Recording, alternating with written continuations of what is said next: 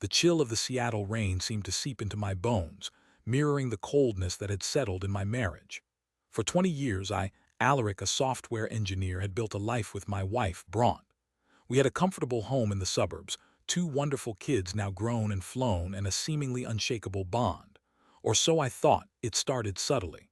Bronte, a vibrant and outgoing kindergarten teacher, began spending more time at school, citing extra projects and parent-teacher conferences. I didn't think much of it at first. She was always dedicated to her job. But then came the late-night texts, the hushed phone calls taken in the other room, the password she suddenly put on her phone, things that chipped away at the foundation of our trust. One evening, I decided to surprise Bronte with dinner at her favorite Italian restaurant. I called her to let her know, but her phone went straight to voicemail. That's odd, I thought. She usually has her phone glued to her hand.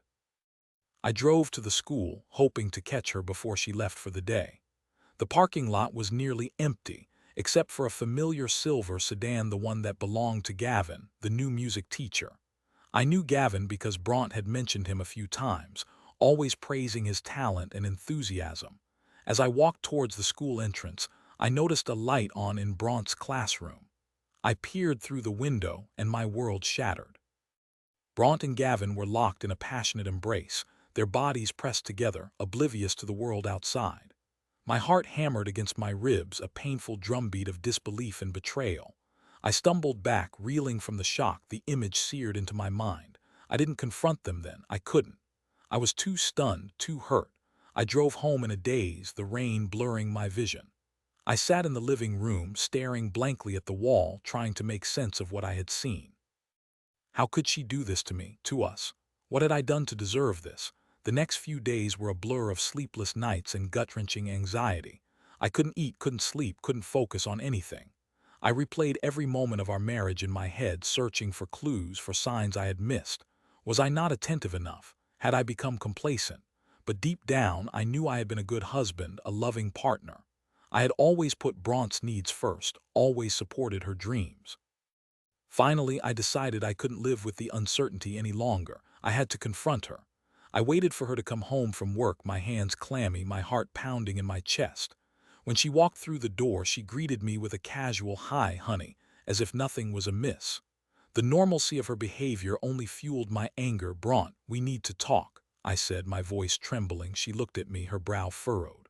"What's wrong, Alaric? You look terrible." "I know about Gavin," I blurted out, the words tumbling out of my mouth like a dam had burst. Her face paled. What are you talking about?" she stammered, her eyes darting around the room. "I saw you, Bronte, at the school, with Gavin." She was silent for a moment, then her eyes welled up with tears. "Alaric, I can explain," she said, her voice barely a whisper. "Explain. Explain how you could betray me like this. Explain how you could throw away 20 years of marriage for some cheap fling." "It's not like that," she cried. "It just happened. I didn't mean for it to happen." "What do you mean, it just happened? Did he force you? Did he hold a gun to your head?" I was incredulous, my anger reaching a boiling point. "No, of course not," she said. "But I've been feeling neglected lately, Alaric. You're always working, always on your computer. We never spend any time together anymore." Her words stung, but I knew they were a deflection, a way to shift the blame onto me. "That's not true, Bronte. I've been busy, yes, but I've always made time for you. We go out to dinner, we go on vacations. What more do you want?" "I want you to be present, Alaric. I want you to notice me. I want you to make me feel like I'm still important to you." "And sleeping with another man is your way of feeling important?" I asked, my voice dripping with sarcasm. She didn't answer, her head bowed in shame. "I'm sorry, Alaric," she mumbled. "I truly am. Sorry isn't good enough, Bronte. You've broken my heart, shattered my trust. I don't know if I can ever forgive you." The next few weeks were a living hell. We lived in the same house, but we were like strangers, each trapped in our own private world of pain and resentment. I couldn't look at her without feeling a surge of anger and disgust. She tried to talk to me, to apologize, to convince me to give her another chance, but I couldn't bring myself to listen. The image of her in Gavin's arms was forever etched in my mind, a constant reminder of her betrayal. I consulted a lawyer, and the process of filing for divorce began. Bronte was devastated. She begged me to reconsider, promising to end the affair, to go to counseling, to do whatever it took to save our marriage. But it was too late. The trust was gone, irrevocably broken. I couldn't spend the rest of my life wondering if she was being honest with me, if she was truly committed to our relationship. As the divorce proceedings moved forward, I learned more about the extent of Bronte's affair with Gavin. Apparently, it had been going on for months, right under my nose. They had been meeting for secret lunches, exchanging intimate messages, even spending weekends together when I was out of town on business. The more I learned, the more I realized how deeply I had been betrayed, how completely she had deceived me. Gavin, it turned out, was a serial philanderer. He had a reputation for seducing married women, leaving a trail of broken hearts and shattered families in his wake. When his wife found out about his affair with Bronte, she filed for divorce as well, leaving him jobless and alone. Bronte, on the other hand, faced the consequences of her actions. She lost the respect of her colleagues, the support of her friends, and the love of her family. Our children were furious with her, unable to understand how she could have been so selfish and reckless. She was ostracized and alone, forced to confront the pain and destruction she had caused. The divorce was finalized, and I moved out of our family home, leaving behind the memories of a life that was no more. I found a small apartment in the city, a blank canvas where I could start anew. It was lonely at first, but I slowly began to rebuild my life. I focused on my work, reconnected with old friends, and started exploring new hobbies.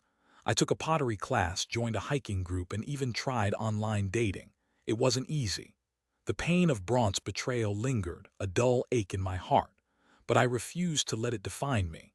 I was determined to move on, to find happiness again, to prove to myself that I was worthy of love and respect. One day I received a phone call from Bronte. Her voice was weak and shaky. She told me that she had been diagnosed with breast cancer. The news hit me hard despite everything that had happened between us. I couldn't help but feel a pang of sympathy for her. She was facing a terrible ordeal and she was all alone. I visited her in the hospital. She was pale and frail, her hair thin from chemotherapy. She looked at me with tears in her eyes. "Alaric, I'm so sorry," she said. "I know I messed up, I ruined everything. But I want you to know that I never stopped loving you." I didn't know what to say. I had spent so long hating her, resenting her, blaming her for the pain she had caused. But seeing her now, so vulnerable and broken, I couldn't bring myself to hold on to that anger any longer. "I know, Bronte," I said, taking her hand. "I forgive you." She squeezed my hand, a single tear rolling down her cheek. "Thank you, Alaric," she whispered. "That means more than you know." I visited Bronte regularly during her treatment. We talked about the past, about the future, about everything and nothing. We didn't rekindle our romance, but we forged a new kind of connection, a bond of understanding and forgiveness. Bronte eventually went into remission, and she dedicated her life to helping other cancer patients. She became an advocate for early detection and support services, using her own experience to inspire hope and healing in others. I too found peace and happiness. I met a wonderful woman named Isolde, who loved me for who I was, flaws and all. We built a new life together, filled with love, laughter, and mutual respect. Looking back on my marriage with Bronte, I realized that it wasn't all bad. We had shared many happy years together, created beautiful memories, and raised two amazing children. But her betrayal had taught me a valuable lesson: that trust is the foundation of any relationship, and once it's broken, it can never truly be repaired. It also taught me the importance of forgiveness, not just for others but for myself. Several years later, I received a message that Gavin had been arrested for fraud and embezzlement. Apparently, his pattern of using people had caught up to him, and he was facing a long prison sentence. I couldn't help but feel a sense of karmic justice. He had caused so much pain and suffering in his life, and now he was finally paying the price. Life is full of unexpected twists and turns, of joy and sorrow, of love and betrayal. But it's how we respond to these challenges that defines us. I chose to forgive, to heal, and to move on. And in the end, I found happiness again, even after the heartbreak.